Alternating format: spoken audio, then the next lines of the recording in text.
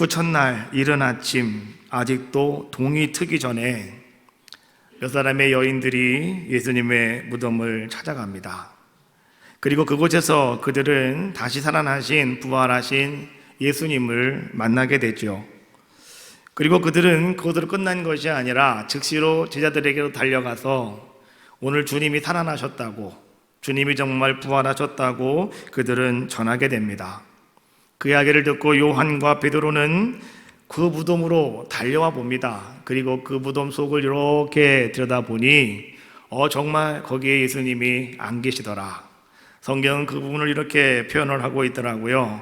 예수님의 무덤이 빈 무덤이었더라 라고 이렇게 표현을 하고 있습니다. 오늘 우리는 주일에 하나님 앞에 나와 예배를 드리는 가운데 있죠. 그러나 구약시대에는 제4계명 안식일을 기억하여 거룩히 지켜라 라고 말씀해 주고 있어요. 이 안식일은 금요일 저녁부터 시작을 해서 토요일 저녁까지가 안식일입니다. 그래서 이스라엘 백성들은, 이 구약시대의 많은 사람들은 이 안식일을 지켰어요. 금요일 저녁부터 토요일 밤까지. 이때는 아무것도 하면 안 됩니다. 오직 그들은 예배만 드리는 이런 자들의 모습이었죠.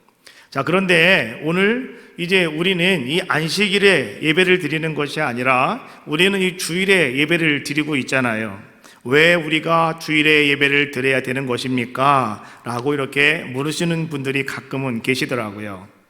오늘 이 시대에 우리는 예수님이 십자가에 죽으셨다가 다시 살아나시고 안식 후 첫날 주님 이른 아침에 주님은 살아나셨다고 말씀해 주고 있잖아요. 그래서 우리는 안식 후 첫날을 기념하고 기억하기 위해서 우리는 이날 예배를 드리는 겁니다. 그래서 우리는 이제 안식일이 아니라 주일에 하나님 앞에 나와서 예배를 드리고 있는 거죠. 안식일은 금요일 밤부터 토요일 밤까지라고 그랬잖아요. 그 다음 날이 언제입니까? 주일날이라는 거예요. 오늘이 바로 주일이잖아요. 그래서 우리는 이날 우리는 예수님을 기억하며 우리는 예배 드리고 있는 거죠. 특별히 또 우리가 말이죠, 이 주일을 지킴에 있어서 첫 번째 그 부활의 사건, 오늘 안식 후 첫날 그 역사적인 부활의 사건을 기념하는 뜻도 있지만은 한 가지 뜻이 더 있습니다. 그것은 무엇이냐고 하면, 부활하신 우리 주님은, 다시 우리에게 그 모습을 보여주신 우리 주님께서는 오늘 우리가 함께 모여 기도하고 예배하고 있는 이 신앙 공동체, 이 교회 안에 오늘도 계속해서 주님은 자신의 모습을 보여주시며 내가 살아났다라고 말씀하시는 아름다운 역사를 지금도 계속하고 계시다, 이런 얘기예요. 그래서 오늘 우리는 이날 성전에 올라와 하나님 앞에 예배하는 우리들의 모습인 줄로 믿습니다.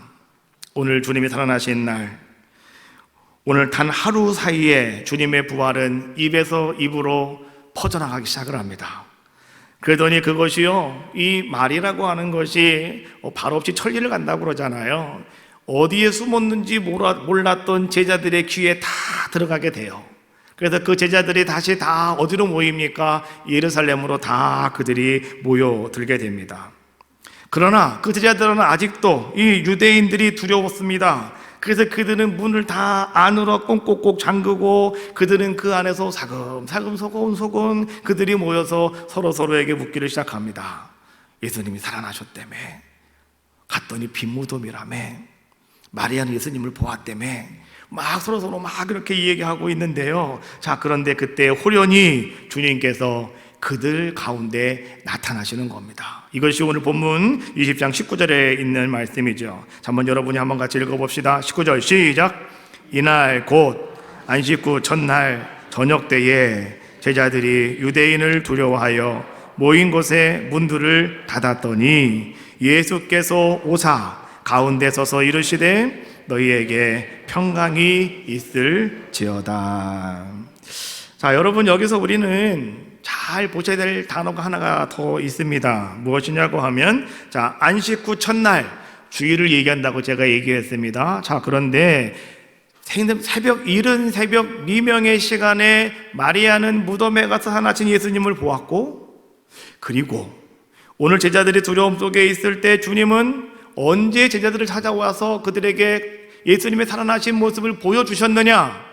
그것은 오늘 말씀해 보니까 안식 후 첫날 저녁 때에라고 말씀해 주고 있어요. 저녁 때. 주님은 저녁에 한 자리에 모여 있는 제자들에게 찾아오셨다는 거예요. 그리고 오늘 주님께서는 그들에게 하시는 말씀, 너희에게 평강이 있을지어다 말씀하시더라는 거예요.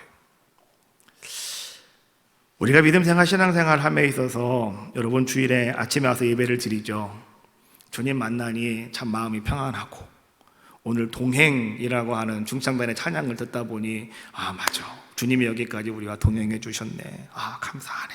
그래서 우리가 위로함을 받습니다. 그리고 또 우리는 이제 돌아가요. 그런데 여러분 잘 들으세요. 우리가 세상에서 살아오면서 우리가 가지고 있는 두려움, 가지고 있는 염려, 근심, 걱정, 이러한 것들은 늘 우리 속에 그냥 남아있다니까요. 이것을 좀 우리가 딱 깨끗하게 털어버렸으면 좋겠는데 이것이 잘 털어지지가 않는 거죠. 이것은 여러분 언제 우리가 다 해결할 수가 있냐고 하면 다시 부활하신 주님을 보기만 하면 되는 거예요. 그 주님을 만나기만 하면 되는 거예요. 근데 그 주님이 언제 찾아오셨다고요? 주일 저녁 때 찾아오셨다는 거예요. 여러분, 저녁 예배의 중요성이 여기서 나오는 겁니다. 많은 분들은 낮 예배 한 번 드리면 되는 거지 뭐. 요즘은 저녁 예배 드리는 교회가요 상당히 귀한 교회가 됐어요. 우리 교회는 상당히 귀한 교회입니다. 존귀한 교회입니다. 할렐루야. 우리 에덴 교회는 아주 존귀한 교회가 됐어요. 왜? 밤 예배 드리고 있다고. 내가 하는 얘기가 아니고 다른 분들이 그래요. 오, 거기 밤 예배나 다 드려요? 막 그러더라고요. 다 하는 거였는데 어느 날부터인가 모르게 다들 밤 예배는 생략해버리고 마는 이런 모습이었죠. 에덴 교회 내가 와가지고 너무 피곤하다고 막 하시는 분도 계셔. 왜? 밤에도 교회 가야 된다고. 근데 그게 행복입니다. 그것이 행복이라네. 할렐루야. 할렐루야. 그 행복입니다.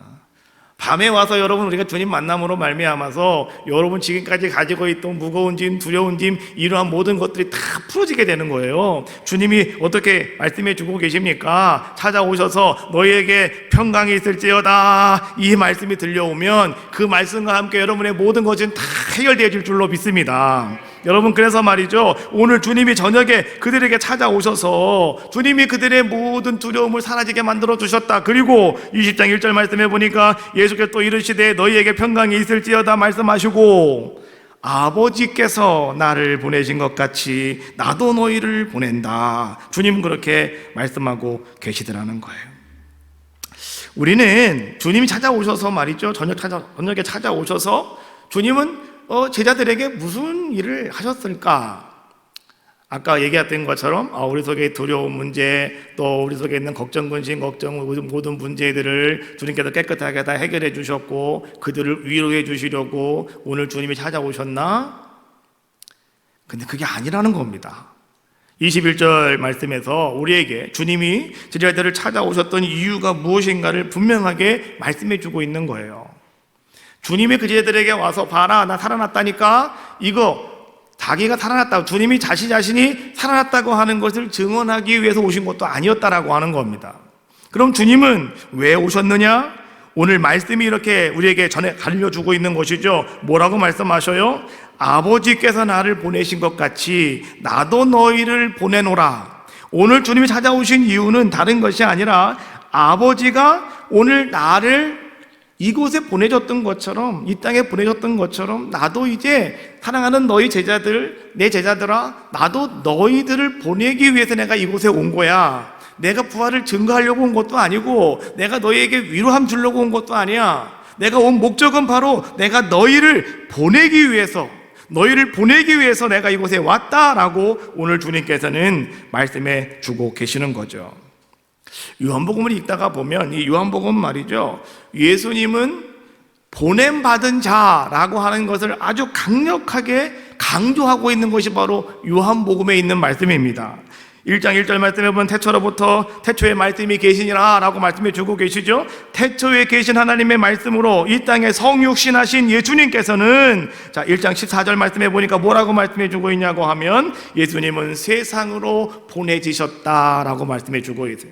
하나님이 성육신하신 예수님을 이 땅으로 보내주셨다는 겁니다. 그리고 4장 34절 말씀해 보니까 예수님은 이렇게 말씀하고 계셔요. 나의 양식은 나를 보내신 이의 뜻을 행하는 것이다 라고 말씀해 주고 계셔요. 예수님 뭘 드십니까? 예수님 배고프지 않으세요? 내 양식은 다른 것이 아니라 나를 보내신 나를 이 땅으로 보내주신 하나님의 뜻을 내가 이루고 그것을 온전하게 완성시키는 것이 바로 내 양식이라고 오늘 주님께서는 그렇게 말씀해 주고 계시는 거죠. 또 3장 17절 말씀해 보니까 이렇게 말합니다. 하나님이 그 아들 세상에 보내신 것은 세상을 심판하려 하심이 아니요 그로 말미암아 세상이 구원을 받게 하려 하심이라.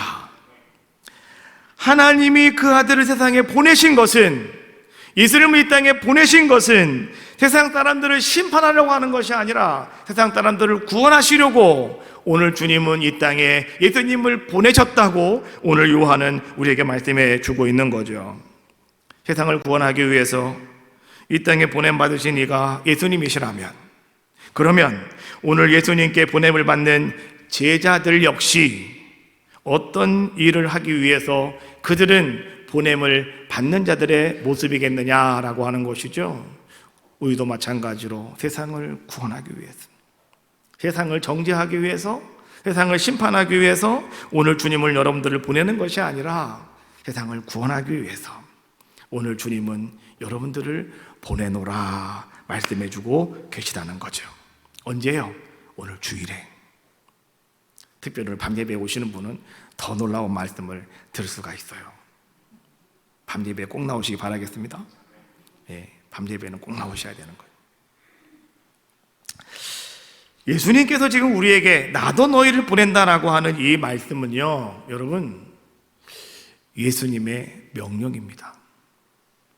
우리는 이 명령이라고 하는 것과 부탁이라고 하는 이거를 잘 우리가 구분을 할 줄 알아야 돼요. 부탁이라고 하는 것은 해도 되고 안 해도 되는 겁니다. 그러나 명령은 무조건 해야 되는 겁니다. 명령에는 무조건 순종하는 것이 바로 뭐냐? 그것이 바로 명령이다라고 하는 거죠.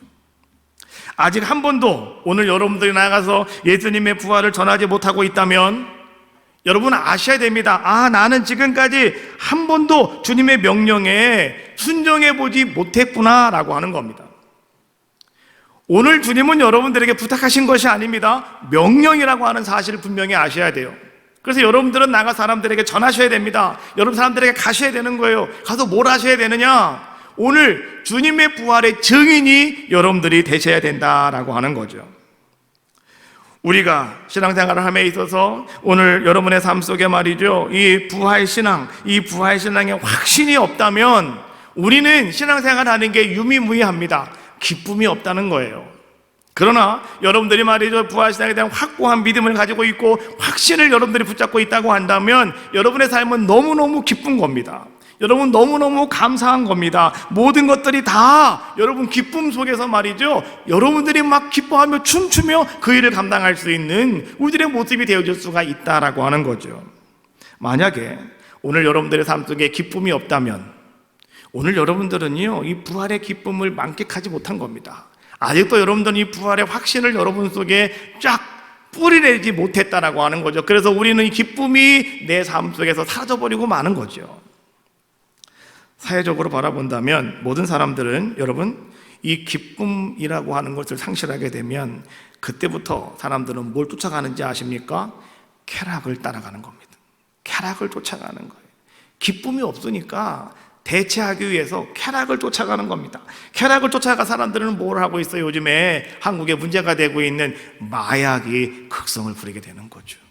한국에 마약이 그렇게 많다고 하네요. 조심하십시오. 길 지나가다가 뭐를 줘도 먹으면 마약이 들어있대잖아요. 이 전도하는 데서 상당히 이게 좀 요새 애로사항이 많아요. 예? 이거 줘도 사람들이 안 먹어요, 이제는. 그것도 마약 준 거 아니야? 또 막 이래갖고 말이죠. 아니, 너무나 세상에 지금 이렇게 만연하고 있는데 왜 그런 모습들이 일어나고 있습니까? 사람들이 기쁨을 상실하다가 보니까 다른 기쁨을 찾으려고 하다 보니까 그렇게 쾌락을 쫓아갈 수밖에 없는 그런 자들의 모습이었다라고 하는 거죠. 그러나 우리가 잘 알고 있죠. 여러분이 쾌락이라고 하는 것은 무엇입니까? 첫 번째, 우리의 삶을 황폐화시켜버리고 맙니다. 두 번째, 우리의 삶을 완전히 폐인으로 만들어버리고 마는 것, 바로 그것이 뭡니까? 바로 그것이 쾌락을 쫓아가는 사람들의 모습이 아니냐라고 하는 것이죠.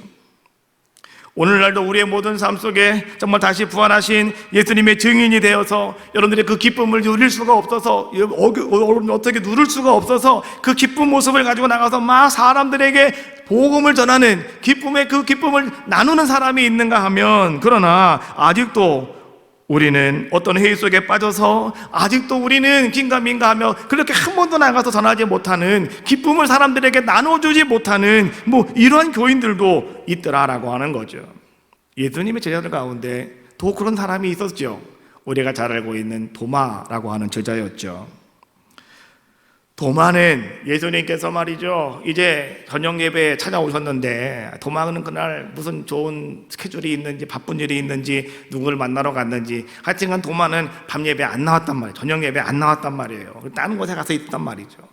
근데 그날 주님께서 찾아오신 거예요. 찾아와 제자들에게 손을 보여주시면서 봐라, 못자국이다. 옆구리를 봐라, 보여주시면서 봐라, 창자국이다. 내가 다시 살아났느니라. 오늘 주님은 제자들에게 말씀하시는 거예요. 그리고 나서 그 다음날 제자들이 모여가지고 도마가 왔는데 다 그 얘기만 하는 거예요. 정말 주님 살아나셨다고, 정말 주님이 어제 여기 왔다 가셨다고.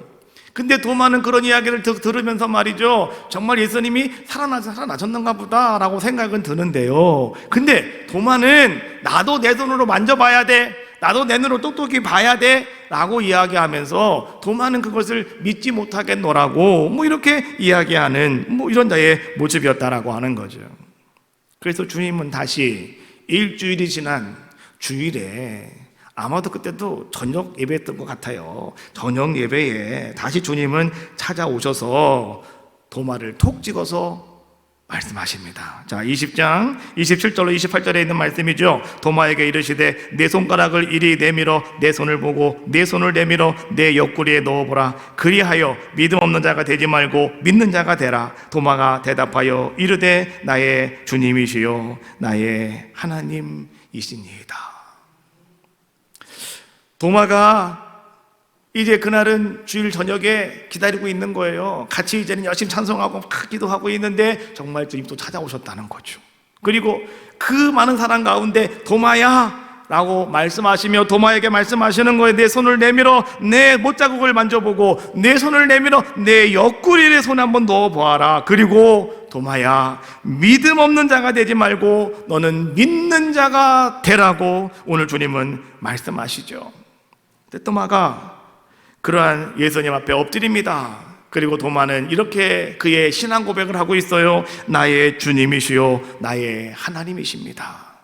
이게 무슨 말이냐? 나의 메시아십니다. 나의 구원자가 되십니다. 나의 왕이 되십니다. 고로 나의 하나님이십니다. 누가? 예수님께서. 오늘 도마는 그런 신앙 고백을 행하는 그런 귀한 자의 모습이 되었다라고 하는 거죠. 그때 주님은 뒤어서 이제 모든 사람들에게 이렇게 말씀해 주고 계셔요. 20장 29절, 예수께서 이르시되 너는 나를 본고로 믿느냐? 보지 못하고 믿는 자들은 복되도다 하시니라. 보고 믿는 것도 좋지만 보지 않고 믿는 자는 더 복이 있도다. 여러분들이 부활하신 주님을 확신하게 되고, 정말 주님이셨어, 내 앞에 계신 분이 바로 주님이셨어 라고 하는 확신이 여러분들에게 딱 드는 그 순간부터 주님은 우리 눈에서 사라져버리고 말아요. 그 다음 주에 엠마오로 가는 두 제자를 통해서 이제 주시는 말씀을 다음 주에 고는 제가 여러분께 다시 한번 더 보충해서 말씀드리도록 하겠습니다. 주님이 하시는 말씀은 보고 믿느냐? 보지 않고 믿는 자는 더 복된 사람이라고 말씀해 주고 계시는 거죠. 오늘 여러분들이 그런 아름다운 성도가 다 되시기를 주님의 이름으로 축복합니다. 20세기 후반부터 이제 모든 세계의 교회들이 조금씩 트렌스가 달라지고 있어요. 바뀌어지고 있습니다. 그것은 무엇이냐고 하면 다시 성경의 말씀대로 돌아가는 이런 모습으로 바뀌어지고 있다라고 하는 겁니다. 옛날 우리의 머릿속에 선교사 그러면 선교사는 백인들, 눈이 좀 빨갛거나 노랗거나 아니면 머리카락이 좀 노랗고 말이죠, 키가 크고 얼굴이 하얀 사람들, 이런 사람들이 선교사다라고 이렇게 우리가 이제 생각을 하고 있습니다. 그래서 선교사는 항상 그런 사람이라고 생각을 하고 있죠. 그래서 그들이 한국에 와서 복음을 전할 때 한국에 있는 많은 교회들이 또 많은 성도들이 말이죠, 그분들에게 부탁한 것이 뭔지 아시죠? 교회를 하나 지어주세요. 예배 드릴 수 있게. 그리고 우리 좀 도와주세요. 이렇게 많은 도움을 요청하게 되었고, 그래서 한국교회는 정말 많은 선교사님들로부터 많은 도움을 받은 교회가 우리 한국교회입니다. 그런데 지금은 우리 한국교회가 하나님께 엄청난 축복을 받게 되었죠. 이제는 우리가 전 세계에서 두 번째로 많은 선교사 파송국이 대한민국입니다. 미국 다음으로 많은 나라가 대한민국이래요. 여러분 놀라지도 않으시는군요. 엄청난 건데 놀라지도 않아요. 세계에서 가장 큰 교회가 어디 있는지 아세요? 한국에 있어요. 세계에서 가장 많은 교회가 있는 교회가 어디 있는지 아세요? 어느 나라에 있는지 아세요? 한국에 있다니까요. 한국이 엄청난 거예요. 하나님이 한국의 교회를 그렇게 엄청나게 하나님께서 축복해 주셨다라고 하는 거죠. 그래서 오늘날은 이제 우리 한국의 선교사들이 이런 어려운 나라 복음 전하러 이렇게 선교지에 가면 그 선교지에 있는 많은 사람들이 선교사들에게 그렇게 이야기를 해요. 우리를 도와주세요. 우리에게 교회 하나만 지어주세요. 이런 부탁을 하고 있다라고 하는 거죠. 부탁하던 우리가 부탁을 듣고 그 일을 행할 수 있는 아름다운 한국 교회로, 한국의 성도들로 하나님은 엄청난 축복을 허락하여 주셨다는 거예요. 그럼 우리는 아셔야 됩니다. 왜 하나님께서 그런 아름다운 축복을 한국 교회에 허락해 주셨을까? 왜 그런 큰 축복을 우리에게 주셨을까? 이유가 과연 무엇일까요? 이유는 간단합니다. 사명 감당하라고 하나님은 우리에게 역사해 주고 계시는 거예요. 사명을 감당하라고요. 많은 선교사를 보낼 수 있는 인적 자원과 또 많은 물질을 보낼 수 있는 물적 자원이 이제 우리 한국 교회에는 충분하게 하나님이 허락해 주셨다는 겁니다. 이제 옛날에 한국 교회가 절대 아니다라고 하는 거죠. 그것은 다른 말로 말하면 이제는 우리 한국 교회도 이제 모든 성도들도 어떤 자가 됐다는 겁니까? 선교하는 교회가 될 수 있었다, 선교하는 성도가 될 수 있게 되었다라고 하는 것을 말씀해 주고 있는 거예요. 그래서 우리 에덴 교회도 이제 어떤 교회가 되어야 되느냐? 선교하는 교회가 되어야 되는 겁니다. 선교하는 교회. 선교하는 교회는 다른 말로 말하면 보내는 교회입니다. 보내는 교회. 선교에 대한 꿈과 계획을 가지고 이제는 우리가 뭔가 보내는 아름다운 교회로 이 교회가 세워져야 함을 우리 주님은 우리에게 지금 말씀해 주고 계시다라고 하는 거예요. 한 시대에 위대한 업적을 남겼거나 아니면 성공적으로 살아가는 모든 사람들을 가만히 바라보면 그들에게는 다 공통적인 것이 있더라는 거지요. 뭔가 봤더니 그들은 다 비전을 가진 사람들이었다라고 하는 겁니다. 비전이라고 하는 것이 뭡니까? 비전은 옛날을 바라보는 것이 아니에요. 미래를 바라보는 겁니다. 그러면 오늘 우리는 어떤 미래를 바라보셔야 되느냐? 영적으로 이제 추수할 꽃들을 여러분들은 바라보는 비전을 오늘 우리들이 가져야 된다라고 하는 겁니다. 눈을 들어 밭을 바라보십시오. 근데 인간의 육적인 눈을 들어 바라보는 것이 아니라 영의 눈을 뜨고 여러분 온 세상을 바라보셔라 라고 하는 거죠. 신앙생활을 많이 하신 분들은요, 눈을 뜨고 바라봐도 전도할 사람이 한 명도 없대요. 내 주변 사람들은 다 교회 다닌대요. 그래서 지난주에도 우리가 부활절날 이제 전도 축제도 같이 기도하면서 여러분들이 8주 동안 기도하면서 한 영혼 내가 인도하기를 원합니다. 여러분 기도하시면서 그렇게 한 명은 모시고 오느라고 그렇게 했는데 다들 내 주변 사람들은 다 잘 믿어서 들고 올 사람이 아무도 없는 거예요. 그렇죠? 그래서 지난주에 5분, 4분, 4분 새로, 그러니까 2분은 오시던 분, 우리 동원사님이 가서 일을 빨리 끝내고 도와주고 데리고 왔다고 그러시고, 2명은 오늘 안 오셨네. 근데 그 다음에 한 분은 우리 김영성 원사님이 모시고서 등록했고, 근데 오늘 오신다는데 안 오셨네요. 안 오셨어요. 그리고 우리 이영미 권사님이 또 한 분 전대 오셨는데 오늘 안 오셨어요? 아내가 지난주에 그걸 가만히 바라보면서, 아니 4번밖에 안 오는데 전도 열심히 한다고 기도 많이 하셨는데, 그렇잖아요? 근데 뭐 다들 다 믿는데요. 다 믿는데 내 주변 사람은 다 교회 잘 나가고 있대요. 전도할 사람이 없대. 쓰라래도 쓰는 사람이 없어요. 다 안다고 다 잘 나가고 있다고. 자, 여러분, 그러면 영적인 눈을 뜨시고요, 이제는 이 주변을 바라보지 마시고 더 멀리 바라보시라고요. 그럼 되지 않겠습니까? 그러면은 깔린 게 다 사람들인데요. 다 영적인 추수할 수 있는 다 모든 사람들이 얼마나 많이 있느냐라고 하는 것이죠. 어떤 분들은 이렇게 말을 합니다. 아직도 우리나라가 비그리스도인들이 75%랍니다. 그런데 그러면 우리 한국교회부터 더 세우고 한국교회가 더 힘을 쓰고 한국에 더 많은 사람들에게 전도를 해야지, 왜 자꾸만 저 멀리 이방으로만, 저 외국으로만 그렇게 뭐 선교해야 된다고 하는 것입니까? 라고 이렇게 우리에게 말씀하시는 그런 분도 가끔은 계시죠. 그러나 맞습니다. 한국교회도 같이 부흥해야 되는 겁니다. 점점 더 많은 교회가 생겨나야 되는 것이고요, 더 많은 성도들이 생겨나야 되는 겁니다. 그러나 여러분, 오늘 우리는 그 속에서요, 성경이 우리에게 하고 있는 말씀을 분명히 잘 깨달으셔야 된다라고 하는 거죠. 우리끼리가 아니라 이 땅에 거하고 있는, 이 땅에 살고 있는 모든 이방인들이라도 아직도 주님의 소식을 듣지 못하는 사람들, 복음을 접하지 못하는 그 사람들에게 나가서 우리가 복음을 전할 수 있는 것이 우리의 사명이다라고 하는 겁니다. 모세가 하나님 말씀을 듣고 그가 시내산에서 말이죠, 이제 하나님의 설계도를 받았습니다. 성막을 그가 완성을 하게 됩니다.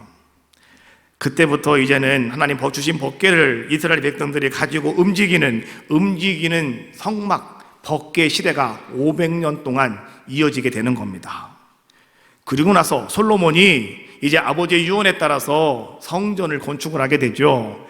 그리고 이제 하나님 법궤를 그 성전으로 옮겨 놓음으로 말미암아서 성전 법궤 시대 1000년이라고 하는 시간이 그때부터 시작이 되어지는 겁니다. 솔로몬이라고 하는 사람은 성전을 건축했다, 유명한 것입니다. 또 솔로몬 그러면은 지혜의 왕이다, 재판을 잘한 거 있죠. 누구의 아들입니까? 라고 했을 때 그거 아주 한마디로 그냥 딱 판결해 버림으로 말미암아서 솔로몬은 그냥 아주 많은 사람들에게 인정받는 뭐 이런 자의 모습이 되었습니다. 그러나 솔로몬에게 더 중요한 것이 한 가지가 더 있습니다. 뭐냐고 하면 성전을 건축하고 하나님 앞에 드렸던 성전 기도입니다. 봉헌 기도입니다. 우리 장로님들 이제 내일부터 가셔가지고 봉헌 기도 한 교회당 하나씩 하실 건데요, 뭐 내가 하나님 앞에 헌신한 교회 봉헌 기도 하는데 얼마나 감동이 오겠습니까? 그렇죠? 그렇다고 울지 마시고 거기서 우시면 안 됩니다. 정신 똑바로 차리시고 기도하셔야 돼요. 솔로몬처럼 이렇게 기도하셔야 되는 겁니다. 자, 솔로몬은 이렇게 기도했습니다. 열왕기상 8장 41절 43절에 있는 말씀입니다. 잘 들으세요. 또 주의 백성 이스라엘에 속하지 아니한 자, 그 주의 이름을 위하여 먼 지방에서 온 이방인이라도 그들이 주의 크신 이름과 주의 능한 손과 주의 펴신 팔의 소문을 듣고 와서 이 성전을 향하여 기도하거든 주는 계신 곳 하늘에서 들으시고 이방인들이 주께 부르짖는 대로 이루사 땅의 만민이 주의 이름을 알고 주의 백성 이스라엘처럼 경외하게 하시오며 또 내가 건축한 이 성전을 주의 이름으로 일컫는 줄을 알게 하옵소서 하였더라. 자, 여러분, 오늘 솔로몬이 기도하는 걸 가만히 바라보면 이 성전 봉헌 기도를 하고 있는 거거든요. 근데 솔로몬은 이 봉헌 기도 무슨 기도를 하고 있냐고 하면 이스라엘에 속하지 아니한 백성들, 그 사람들은 누굽니까? 먼 지방에서 오는 이방인들. 자, 그림 하나 보여드릴게요. 모세가 하나님이 주신 설계도를 가지고 광야에서 이제 움직이는 법궤 시작이 되었던 성막을 이렇게 건축을 했습니다. 저 성막은 여러분 기둥을 세우고 이 텐트를 가지고 이렇게 성막을 만들었습니다. 그래서 저거는 하시라도 구름이 움직이면 다 철거해가지고요 어깨 짊어지고 가는 겁니다. 그래서 움직이는 법궤 시대 500년이 성막부터 시작이 되어지는 겁니다. 그리고 나서 이제 하나님의 법궤가 한 곳에 정착을 하게 되죠. 예루살렘 성전, 솔로몬이 지은 성전입니다. 자, 솔로몬 성전을 한번 보겠습니다. 자, 이것도 하나님께서 설계도를 솔로몬에게 다 그대로 주셔서 솔로몬이 그대로 이 하나님의 성전을 건축을 했습니다. 다른 것은 뭐냐고 하면 이때는 천막과 텐트가 아니라 백향목과 돌을 가지고 이제 성전을 쫙 건축을 했습니다. 그래서 저 지성소에 하나님 법궤를 갖다가 딱 안치시켜 놓음으로 말미암아서 성전 법궤 시대 1000년이 시작이 되어지는 거예요. 예수님이 이 땅에 오실 때까지, 십자가 돌아가실 때까지 그 시대가 쭉 연결이 되어지는 겁니다. 그런데 자, 이 성막과 이 솔로몬의 성전과 다른 점이 한 가지가 있습니다. 뭐가 다르냐고 하면, 자, 여기 앞에 보시면 이방인의 뜰이라고 하는 곳이 있습니다. 솔로몬이 기도했잖아요. 이방인들이라도 이곳에 와서 기도하거든 하나님이 들어달라고. 저 지성소에는요 유대인 밖에는 못 들어갑니다. 이방인은 절대 거기 못 들어갑니다. 절대 못 들어가요. 그러다가 보니까 이방인들은 가서 하나님 앞에 번제를 드릴 수도 없고 제사를 드릴 수도 없고 기도할 수도 없는 겁니다. 근데 하나님께서 오늘 설계도에 이방인들도 이제 구원해야 되겠다. 그러니 그들이 와서 기도할 수 있는 장소를 만들어라. 그래서 솔로몬이 이방인의 뜰을 저렇게 만들어 놓았다, 이런 얘기입니다. 여러분, 우리가 잘 알고 있는 얘기가 한 가지가 있습니다. 예수님께서 십자가에 돌아가시기 전에 이제 화요일 날이죠. 예수님이 채찍을 가지시고 성전에 가셔서 다 들어엎혔던 사건 알고 계시죠? 그게 바로 어디였냐고 하면 저 이방인의 뜰이었습니다. 성전 안에 가서 주님이 막 하신 것이 아니라 그 밖에 있는 이방인의 뜰에 있는 모든 장사치들을 하나님 예수님이 다 몰아내셨다라고 하는 것을 말씀해 주고 있는 겁니다. 왜 그러냐고 하면 유월절이 되어지고 절기가 되어지면 사방에 있는 많은 이스라엘 백성들이 다 예루살렘 성전으로 모여듭니다. 이스라엘의 모든 남자들은요 이 유월절, 특별히 모든 절기 예배에 내가 성전에 가서 한번 예배 드리는 것이 평생 소원이라니까요. 그래서 그들은 멀리서도 거기까지 오는 거예요. 근데 올 때 그냥 오면 안 됩니다. 다 재물을 가지고 와야 돼요. 뭐 염소나 비둘기나 뭔가를 갖고 와야 되는데, 근데 이것이 와서 내가 제물로 드리려고 하는데 어디 한 군데 상처가 났거나 뼈가 부러졌거나 까졌거나 그럼 이건 예물로 드릴 수가 없는 거예요. 그럼 예배를 못 드리잖아요. 그래서 만드는 것이 뭐냐고 하면 편리성을 위해서 이제 그곳에서 제물용 양을 이렇게 길러가지고요 이제 그것을 갖다가 사서 드려라, 이렇게 해가지고 거기다가 이제는 양을 살 수 있는 장소를 만들어 놨단 말이죠, 저쪽에다가. 근데 절기 때 사람들이 얼마나 많이 오는지, 그 절기 때는 사람들이 너무나 많이 오다가 보니까 이게 점점 늘어나게 돼가지고 이제 어디로 이걸 늘려야 되느냐, 만만한 게 이방인의 뜰밖에 없더라는 거죠. 그래서 거기까지 장사치들이 와가지고 전부 다 자판을 다 벌려놓고 있으니까 예수님이 그곳에 와서 채찍질을 그걸 다 들어엎으시면서 어떻게 하는 겁니까? 그 자리를 깨끗하게 청소해 주시는 거예요. 왜? 이방인들도 기도해야 되니까, 이방인들도 하나님 만나야 되니까, 그들이 말씀 들어야 되니까.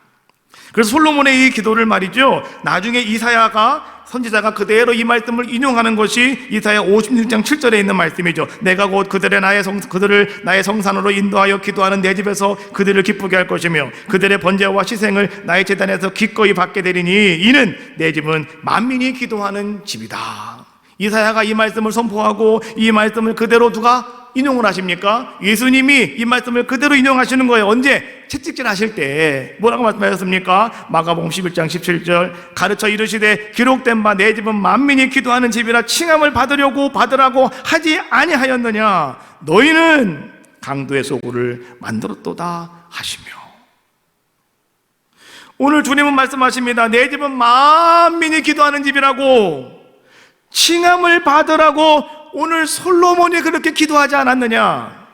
이사야 선지자가 그 말씀을 너에게 전하지 않았느냐? 근데 너희가 어째서 이곳을 장사의 소굴로 만들었느냐? 강도의 소굴로 만들었느냐? 다 치워라. 예수님은 그렇게 하면서 그것을 다 깨끗하게 청소하시는 모습이셨다라고 하는 거죠. 이 성경은 우리에게 무엇을 말씀해 주고 있는 것입니까? 무엇을 강조해 주고 있는 겁니까? 이제 예수님께서 우리에게 강조하고 있는 것은 다른 것이 아닙니다. 이제는 이방인을 향한 선교, 이것이 오늘 우리들이 가져야 될 사명이다라고 하는 거죠. 이방인에 대한 선교. 복음서 마지막 부분을 가만히 바라보면 부활하신 예수님께서 우리에게 주신 특별한 명령, 특별한 위임, 커미션이라고 하는 그런 위임이 하나 있거든요. 자, 마태복음 28장에서는요, 자, 하나님의 아들로서 예수님이 가졌던 권위에 대해서 말씀하시고 그를 따르는 모든 제자들, 백성들에게, 그리스도인들에게 이제는 어떤 권위가 임하느냐, 이것을 말씀해 주십니다. 마태복음 28장 18절로 20절. 하늘과 땅의 모든 권세를 내게 주셨더니 그러므로 너희는 가서 모든 민족으로 제자를 삼아 딴딴딴딴. 하늘에 있는 모든 권세를, 하늘과 땅의 모든 것을 하나님이 나에게 주셨으니 내가 이 권세를 누구에게 주신다고요? 우리에게 주신다는 겁니다. 그래서 너희는 가랍니다. 가라. 보냄받는 우리들의 모습이 되었다, 이런 얘기입니다. 마가복음 말씀해 보니까 마가복음에는요, 예수님의 마지막 말씀인 심판에 대한 가르침으로 오늘 주님은 선포하고 계시죠. 마가복음 16장 15절 16절. 너희는 온 천하에 다니며 복음을 전파하라. 그리고 뭐라고 말합니까? 믿고 세례를 받으면 구원받았고 믿지 않는 사람은 정죄를 받을 것이다. 가서 전하라 라고 말씀해 주고 있는 거죠. 누가복음에 보니까 이제는 예수님이 모든 하나님의 약속을 다 성취했다, 그리고 이제는 우리가 그의 증인이다 라고 하는 것을 말씀해 주고 계시죠. 누가복음 24장 46절. 이같이 그리스도가 고난을 받고 제3일에 죽은 자 가운데서 살아날 것과 또 그의 이름으로 죄사함 받게 하는 회개가 예루살렘에서 시작하여 모든 족속에게 전파될 것이 기록되었으니 너희는 이 모든 일의 증인이다. 증인은 집에 앉아가지고 증인하는 게 아닙니다. 그렇죠? 여러분, 법원에 가서 내가 증인이 되겠다라고 하면 법원까지 가셔야 되는 거예요. 일어나 거기서 가셔서 거기서 증인 선서하고, 그리고 내가 거짓을 말하면 나는 벌을 받겠습니다 하고 거기서 얘기하는 것이 법적인 효력이 나타나는 것처럼 내가 봤다는 거죠. 나는 확신한다라고 하는 거죠. 맞다는 거죠. 이게 증인 아니겠습니까? 오늘 여러분들이 그런 증인이 되라고 말씀해 주고 계시는 겁니다. 요한복음 말씀이죠. 오늘 우리가 읽은 말씀 21절 말씀해 보니까 아버지께서 나를 보내신 것 같이 나도 너희를 보낸다 라고 말씀해 주고 있는 거예요. 교회는 예수님의 명령으로 시작이 되었다. 잘 알고 계시죠? 자, 그런데 예수님의 명령은 오늘 모든 그리스도인들의 의무사항이다 라고 하는 거예요. 그냥 해도 되고 안 해도 되는 것이 아니라 우리의 의무라는 거예요. 의무. 그것이 뭐라고요? 미션, 선교. 특별히 이방인들까지라도, 그러니까 땅끝까지의 선교가 오늘 우리의 사명이다라고 하는 것이죠. 우리를 보내신 예수님의 명령에 따라서 이제는 예수 믿는 모든 성도들은 뭐가 되느냐? 보냄받는 자가 된 겁니다. 주님께서 우리를 보내시잖아요. 그러니까 보냄받는 자가 된 것이고, 이제는 교회라고 하는 것은 어떤 것이냐고 하면 바로 그런 보냄받은 사람들이 모이는 그 교회, 보내심을 받는 사람들이 모이는 장소, 거기가 바로 어디냐? 거기가 바로 교회다라고 하는 거죠. 우리는 그 일을 이제 시작하셔야 된다라고 하는 겁니다. 이미 벌써 시작했지만, 그러나 여러분 다시 그런 마음을 가지고 이제 우리는 나간 자들의 모습이 되셔야 된다라고 하는 겁니다. 어떤 일을 시작하려고 할 때 정말로 우리는 망설일 때가 있습니다. 우리는 머뭇머뭇거릴 때가 있습니다. 그러나 신중하게 잘 보셔야 되는 거 정말 맞는 이야기죠. 그런 가정도 분명히 필요합니다. 자, 그러나 우리 모든 사람들에게 진정으로 필요한 것은 무엇이냐? 그것은 내가 시작할 때 내가 나아갈 수 있는 용기와 그리고 나의 행동이 굉장히 중요한 것이다 라고 하는 겁니다. 교회의 사명, 성도의 사명, 바로 그것은 나가 전하는 것이라고 그랬잖아요. 다른 말로 말하면 전도다 라고 이렇게 말할 수가 있는데, 그것도 마찬가지입니다. 시작하셔야 됩니다. 언제까지나 여러분 알고만 있으면 안 되는 거죠. 명령이다 알고 계시면 안 됩니다. 나가셔야 되는 거죠. 나가서 입을 열어야 되는 겁니다. 그리고 그냥 교회에 앉아 계시면 안 되고 어떻게 된다고요? 밖으로 들고 나가시는 우리들의 모습이 되셔야 된다. 그런데 우리는 어떤 모습을 가지고 있습니까? 아무것도 우리는 하지 않는 이런 모습을 가지고 있지는 않은가라고 하는 것이죠. 사도행전 1장 8절 말씀에 예수님 말씀하십니다. 오직 성령이 너에게 임하시면 너의 권능을 받고 예루살렘과 딴딴딴딴딴딴 내 증인이 되리라. 예수님이 말씀하셨을 때 제자들은 다 어디 있었습니까? 지금 예루살렘에 있었어요. 주님은 그곳으로부터 시작을 하는 겁니다. 여러분 지금 어디에 있습니까? 쌍둥이에 계시잖아요. 쌍둥이로부터 시작하는 겁니다. 예루살렘과 유대와 사마리아와 땅끝까지 여러분의 영적인 눈을, 시선을, 비전을 넓혀 가시라는 거예요. 맨날 여기에만 눈을 바라보고 계시지 말아라, 이런 얘기입니다. 내가 보니까 나는 전도할 사람이 아무도 없어요. 왜? 다 교회 다녀요. 거기만 보고 있으니까 그런 거죠. 조금만 더 눈을 더 들어보세요. 그럼 옆에가 또 보이고, 좀 더 들어보면 더 옆에가 보이고, 좀 더 보이면 저 땅끝 저 오지가 보인다는 거죠. 아직도 복음을 한 번 들어지 못한 사람들의 모습을 여러분들이 바라보셔야 된다, 이런 얘기죠. 요한복음 20장 22절 말씀해 보니까 이 모든 말씀을 하시고 이제 그들을 향하사 숨을 내쉬며 이르시되 성령을 받으라, 주님 말씀하고 계시죠. 예수님께서는 오늘 제자들에게 자, 너희는 가라, 내가 너희를 보낸다 라고 말씀하시면서 사명을 허락해 주시고서 그들을 향해서 숨을 내셨다라고 성경은 말씀해 주고 있습니다. 그리고 그들에게 뭐라고 말씀하셨다고요? 성령을 받아라 라고 주님 말씀해 주셨다는 거죠. 오늘 여러분들이 말씀을 듣고 그래 맞아, 나도 이제 그 시작해야 돼, 나도 이제 함께 나가야 돼, 나도 이제 나서 보냄받은 자야 라고 하는 걸 여러분들이 깨달았다고 한다면 주님이 오늘 여러분들을 바라보시면 어떻게 한다는 겁니까? 숨을 후 내신다는 거예요. 이것은 마치 하나님께서 천지를 창조하시고 인간을 만드시고 흙으로 사람을 만드시고 그 코에 생기를 불어넣으셨더니 살아있는 생명이 된지라 말씀하신 것처럼 오늘 그 생기가 오늘 여러분들에게 후 불어넣으시는 예수님의 모습이 여러분 상기되지 않습니까? 자, 그러면서 주님은 뭐라고 말씀하십니까? 성령을 받아라 라고 말씀해 주고 계시죠. 주님은 우리에게 가라 라고 말씀하시는 것만이 아니라 사명만 주시는 것이 아니라 여러분들에게 그 사명을 감당할 수 있는 능력도 함께 주신다라고 하는 것을 보여주고 계시는 거예요. 그것이 바로 성령을 우리에게 허락하여 주신다는 겁니다. 성령의 특징은 자, 가만히 계시면 성령은 절대 여러분들 역사하지 않습니다. 그러나 여러분 들고 나가면, 여러분도 보내심 받았으니까 나가면 그때부터 성령이 역사하실 줄로 믿습니다. 성경사님 쓴 책을 잘 읽어보십시오. 거기는요 다 성령이 역사하는 얘기만 다 써 있습니다. 많이 은혜가 될 겁니다. 내일 새벽 5시에 출발하는 선교팀도 마찬가지입니다. 여기서 출발하기 전까지는 그저 그런데 비행기 타는 순간부터 이제 각오가 달라집니다. 예, 엄청나게 먼 길을 여러분 태국을 한 바퀴 삥 돌고 오는 겁니다. 지금 우리는 원래 비행기 4번 타야 되는데요 2번 줄였습니다. 그래서 비행기 타고 6시간 가서 또 비행기 타고 1시간 또 가야 됩니다. 그리고 내려서 버스 타고 우리 차를 타고서 6시간을 또 가야 됩니다. 또 끝나고 하룻밤 자고 또 6시간을 또 가야 됩니다. 그리고 또 예배 드리고 그 다음에 비행기 타고 1시간 또 넘어와서 또 비행기 타고 6시간을 와야 되는 거예요. 그럼 우리 교회 오는 거예요. 완전히 지금 엄청나게 먼 길을 떠나는 그러한 모습이죠. 그러나 성령이 함께하여 줄 줄로 믿습니다. 성령이 없이는 우리는 아무것도 할 수 없음을 예수님께서는 우리에게 말씀하셔서 성령을 받아라 말씀하시는 줄로 믿습니다. 2023년 온 성도가 성령 받아서 한 마음으로 전도하며 이제 우리가 선교하기에 힘쓰는 우리 아름다운 에덴교회를 다 같이 세워가시기를 주님의 이름으로 축복합니다. 특별히 창립 20주년에 이제 우리가 이 교회 처음으로 여러분 해외 선교지 3개를 건축하는 가운데 있습니다. 이것도 하나님의 은혜고 기적인데요. 자, 이제 봉헌 예배를 드리게 될 출발하는 선교팀들을 여러분 기도 많이 해주시고 이제 온 성도가 한 뜻이 되어서 주님 부활하신 주님의 온전하신 뜻을 이루어갈 수 있도록 성전 1시간 기도 놓지 마십시오. 계속해서 기도 열심히 하시며 이제 아울러 먼저 나서서 행하는 우리 성도님들이 다 되시기를 주님의 이름으로 축복합니다. 이제 우리는 20주년을 넘어서 이제 더 큰 비전을 가지고 30주년을 바라봅시다.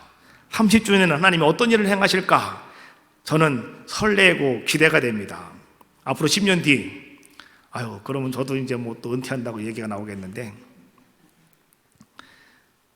생각하고 싶지 않지만, 그러나 10년 뒤를 또 바라보는 겁니다. 10년 뒤에 하나님이 어떻게 역사하실까? 동원사님 10년 뒤면은 큰일 하실 거죠? 예. 그때까지 건강하셔야 됩니다. 10년 뒤까지. 예, 우리 김원수 장로님도 그때까지 청청하셔야 됩니다. 예, 하나님이 장로님은 120세까지 눈이 흐리지 않고 기력이 흐리지 않게 하실 거니까. 예, 우리 장로님이 요번에 비행 타고 가셔야 되는데 저는 조금 걱정이 됐어요. 장로님이 잘 갔다 오실 수 있으려나. 근데 장로님이 걱정하지 마시라고 그러더라고요. 예, 건강하실 줄로 믿습니다. 이제 앞으로 장로님 95세에도 또 하나님이 또 허락하신 그곳에 가서 또 예배할 수 있는 놀라운 역사가 우리 이 교회를 통해서 나타날 수 있도록 더 큰 비전을 가지고 주신 주님 바라보며 함께 전력해 나가는 우리 에덴교 성도들 다 되시기를 주님의 이름으로 축복합니다. 찬양합시다. 사망의 그늘에 앉아.